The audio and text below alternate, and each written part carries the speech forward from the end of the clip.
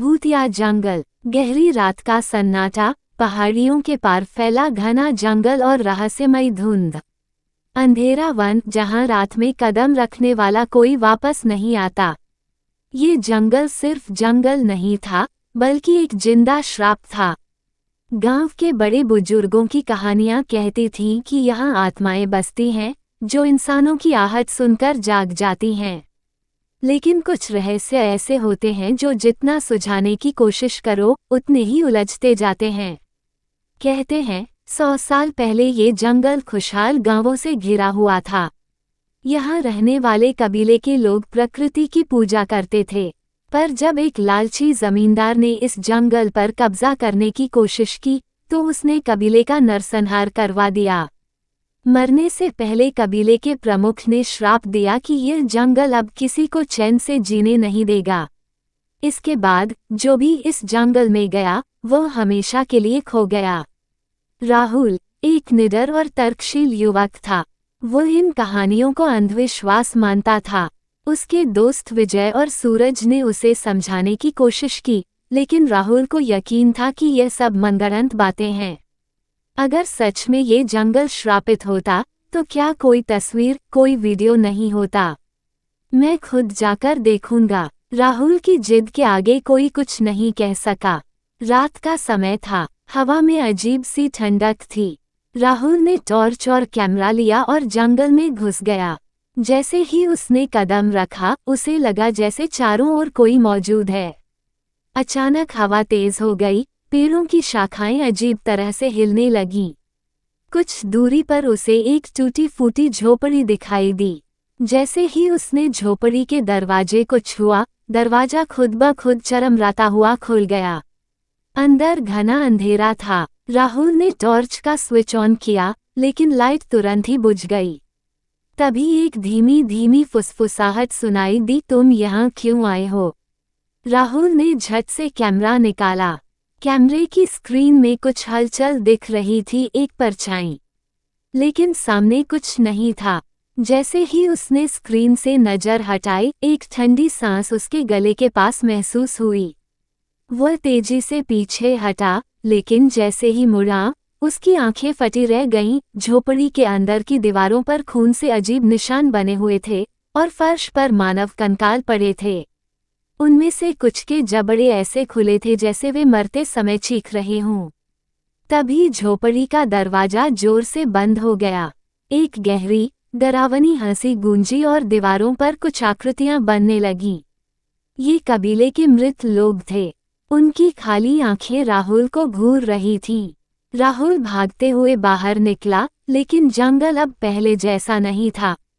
पेड़ और रास्ते बदल चुके थे, जैसे कि यह कोई जिंदा भूल भुलैया बन गया हो। राहुल जितना दौड़ता, रास्ता उतना ही उलझता जाता। चारों तरफ सिसकियों और डरावनी हंसी की आवाजें गूंजने लगीं। अचानक उसके सामने एक लड़की प्रकट हुई। उसके लहराते काले बाल और सफेद झिलमिलाते कपड़े, पर उसका चेहरा धुंधला था। तुम यहाँ से बच नहीं सकते। राहुल कांप उठा। लड़की हवा में तैर रही थी। उसके हाथों से धुआं उठ रहा था। फिर धीरे धीरे उसके चेहरे पर आंखें उभरने लगीं, लेकिन वे खाली थीं, काले गड्ढों जैसी। राहुल ने पूरी ताकत से दौड़ लगाई, लेकिन अचानक एक जोड़ी ठंडी उंगलियां उसकी गर्दन को छू गईं। वह झटके से पीछे गिरा और जैसे ही उसने ऊपर देखा, एक लाश उसके ऊपर झुकी हुई थी। उसके फटे होंठों से गंदा पानी टपक रहा था और उसकी आंखों से खून बह रहा था। राहुल चीख पड़ा, लेकिन उसकी आवाज घुट गई। सुबह होते ही गांव में हड़कंप मच गया। राहुल की मां मंदिर में रो रही थी और उसके दोस्त जंगल के किनारे खड़े थे। तभी जंगल से राहुल बाहर आया, लेकिन कुछ अजीब था। उसकी आंखें खाली थीं, चेहरे पर अजीब सी मुस्कान थी। राहुल, तुम ठीक हो? विजय ने घबराकर पूछा। राहुल ने उसकी तरफ देखा और धीरे धीरे मुस्कुराया। फिर उसने कहा, जंगल में कोई भूत नहीं था। आओ, मैं तुम्हें वहां ले चलता हूँ। लेकिन जब विजय ने गौर से देखा, तो राहुल के पीछे किसी की परछाई थी। उस दिन के बाद हर रात गांव में किसी के सिसकने की आवाज सुनाई देने लगी। और जब भी कोई जंगल के पास जाता उसे महसूस होता कि कोई उसे छू रहा है। कहते हैं राहुल जंगल से तो लौटा, पर वो अब इंसान नहीं रहा। पीपल की चुड़ैल। गांव का नाम था चंद्रपुर, जो चारों तरफ से जंगलों से घिरा हुआ था। गांव के ठीक बाहर एक पुराना पीपल का पेड़ था जो कई सालों से वीरान पड़ा था। गांव वाले कहते थे कि उस पेड़ पर एक चुड़ैल का साया था। जिसने भी वहां जाने की हिम्मत की वह या तो पागल हो गया या फिर लापता हो गया। गांव के बुजुर्गों की मान्यता थी कि करीब 50 साल पहले एक लड़की रेखा गांव में नई नई आई थी। वह बहुत सुंदर थी, लेकिन उसकी किस्मत खराब थी। उसकी शादी गांव के सबसे अमीर आदमी रमेश ठाकुर से तय हुई थी। रमेश एक क्रूर व्यक्ति था जिसे बस पैसों से मतलब था।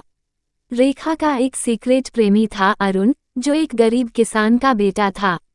जब रमेश को इस बारे में पता चला तो उसने रेखा पर काला जादू करवाया और उसे उसी पीपल के पेड़ से बांध दिया। वह वहीं दम तोड़ गई, लेकिन मरने से पहले उसने श्राप दिया, जो भी इस पीपल के पास आएगा वह मुझसे बच नहीं पाएगा। कुछ ही दिनों बाद रमेश ठाकुर की रहस्यमय मौत हो गई। उसका शव उसी पीपल के पास उल्टा लटका मिला। उसके चेहरे पर एक अजीब सा डर था, जैसे मरने से पहले उसने कुछ बहुत भयानक देखा हो। धीरे धीरे गांव में अजीब घटनाएं होने लगीं। रात को महिलाओं की रोने की आवाजें आती। पीपल के पेड़ से सफेद कपड़ों में कोई झूलता नजर आता। कभी कभी छन छन की आवाज सुनाई देती, लेकिन कोई नजर नहीं आता। गांव के लोग कहते थे कि रेखा की आत्मा अभी भी उस पेड़ में कैद थी और जो कोई वहां जाता उसे वह अपने साथ खींच लेती। रघु गांव का सबसे निडर लड़का था। वो इन कहानियों पर यकीन नहीं करता था। वो हमेशा मजाक में कहता, अगर सच में कोई चुड़ैल होती तो अब तक मुझे दिख जाती। गांव वालों ने उसे रोका, रघु बेटा, रात को उस पीपल के पास मत जाना। जिसने भी छन छन की आवाज सुनी वह जिंदा नहीं बचा। लेकिन रघु बहुत जिद्दी था। उसने अपनी बहादुरी साबित करने के लिए आधी रात को पीपल के पास जाने की ठानी। रात के ठीक 12 बजे रघु एक टॉर्च और एक ताबीज लेकर पीपल के पास पहुंचा। वहां पहुंचते ही उसने तेज ठंडी हवा महसूस की। पत्ते सरसराने लगे और हवा में अजीब सी सड़ांध भरी थी।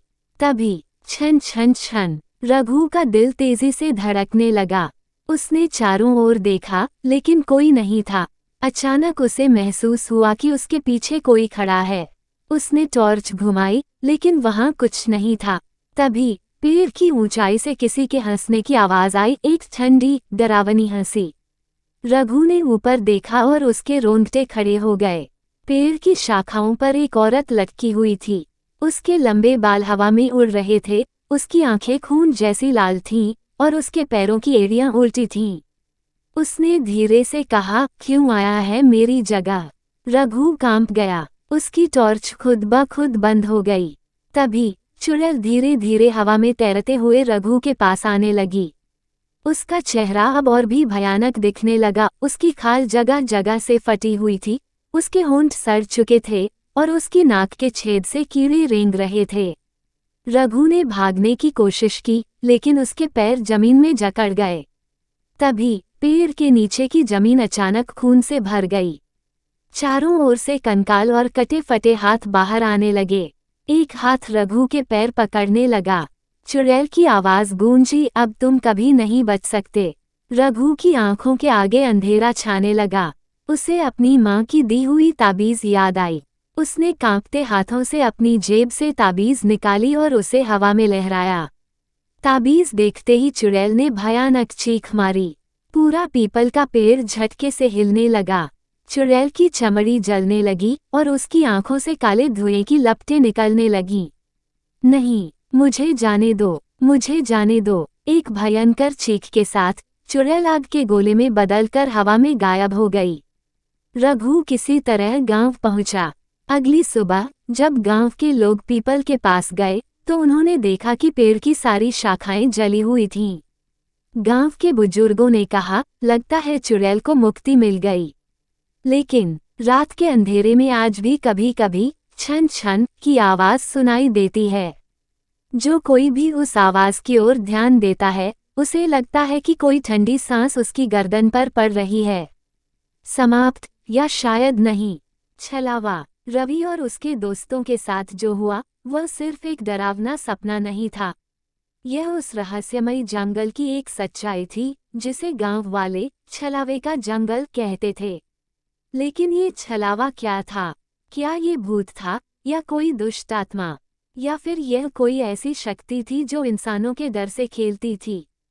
गांव के सबसे बुजुर्ग व्यक्ति, बाबा रघुनाथ, इस जंगल के बारे में सबसे ज्यादा जानते थे।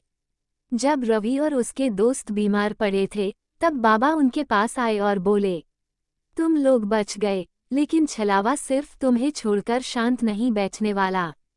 ये तुम्हारे पीछे आएगा, जब तक कि इसे रोकने का तरीका न ढूंढा जाए।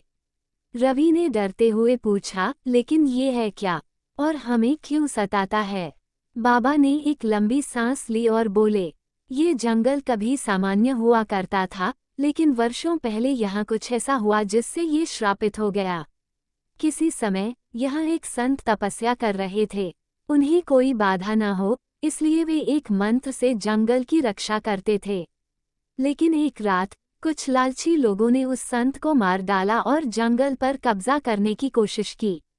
पर वे नहीं जानते थे कि संत ने अपनी आत्मा को इस जंगल से बांध दिया था। अब यह आत्मा छलावे के रूप में हर किसी के डर और लालच को भांप लेती है और उसे उसके सबसे बुरे सपने दिखाकर फंसा लेती है। रवि को इस जंगल से छुटकारा पाना था। उसने तय किया कि वह एक बार फिर वहां जाएगा और सच का सामना करेगा। इस बार उसके साथ सिर्फ अजय था, बाकी दोस्त इतने हिम्मती नहीं थे कि दोबारा जंगल में जाएं। रात के अंधेरे में दोनों जंगल में घुसे। टॉर्च की हल्की रोशनी में पेड़ों की छायाएं डरावनी लग रही थीं। हवा में एक अजीब सी फुसफुसाहट थी, मानो कोई उनके कानों में धीरे धीरे कुछ कह रहा हो। थोड़ी दूर चलते ही अजय अचानक रुक गया। उसने कांपती आवाज में कहा, रवि, ये देखो। रवि ने उधर देखा तो उसकी रीढ़ की हड्डी में ठंडक दौड़ गई। एक पेड़ के नीचे एक आदमी खड़ा था, जिसकी गर्दन बुरी तरह मुड़ी हुई थी। उसकी आंखों से खून बह रहा था और वह धीरे धीरे अजय की ओर बढ़ रहा था। तुमने मुझे मारा, मुझे नहीं मरना था, मैं अब तुम्हें ले जाऊंगा। अजय चीखते हुए पीछे हटने लगा, लेकिन उसके पैर जड़ों में फंस गए। तभी वह भयानक आकृति हवा में ऊपर उठ गई और अजय की ओर झपटने लगी। रवि ने तुरंत उसे झकझोरा। अजय, यह असली नहीं है, ये तेरा छलावा है। अजय ने डरते डरते आंखें बंद कर ली और जैसे ही उसने विश्वास किया कि यह सब सिर्फ एक भ्रम था, वह आकृति हवा में घुलकर गायब हो गई। अब दोनों और अंदर बढ़े, लेकिन तभी रवि को अपनी माँ की आवाज़ सुनाई दी। बेटा, यहाँ आओ, मैं यहाँ हूँ। रवि के पैर जड़ हो गए। उसकी माँ की मौत तब हुई थी जब वह छोटा था, लेकिन यह आवाज़ बिल्कुल उन्हीं की थी। उसने देखा, उसकी माँ कुछ दूरी पर खड़ी थी, मुस्कुराते हुए। अजय चिल्लाया, रवि, मत जाओ। लेकिन यह आवाज़ इतनी प्यारी थी कि रवि खुद को रोक नहीं सका। जैसे ही उसने अपनी माँ का हाथ पकड़ने की कोशिश की, उसकी माँ की आंखें पूरी तरह काली हो गईं और उनका मुंह चौड़ा होता चला गया, जब तक कि वह इतना बड़ा नहीं हो गया कि पूरा सिर निगल सके। रवि ने झटके से हाथ खींचा और जोर से चिल्लाया, तू मेरी माँ नहीं है। जैसे ही उसने ये कहा, आकृति डरावनी चीख के साथ गायब हो गई। अब दोनों जंगल के बीचों बीच एक पुराने खंडहर के पास पहुंचे। वहां जमीन पर कुछ अजीब निशान बने थे, मानो कोई पुरानी तांत्रिक क्रिया हुई हो। जैसे ही उन्होंने उन निशानों को छुआ, पूरा जंगल हिलने लगा। पेड़ की शाखाएं एक दूसरे से टकराने लगी और ठंडी हवा जोर से बहने लगी। अचानक हवा में एक डरावना चेहरा उभरा, बिल्कुल काले रंग का, लाल चमकती आंखों वाला। तुम लोग यहाँ से चले जाओ, वरना तुम्हारा भी वही हश्र होगा जो दूसरों का हुआ।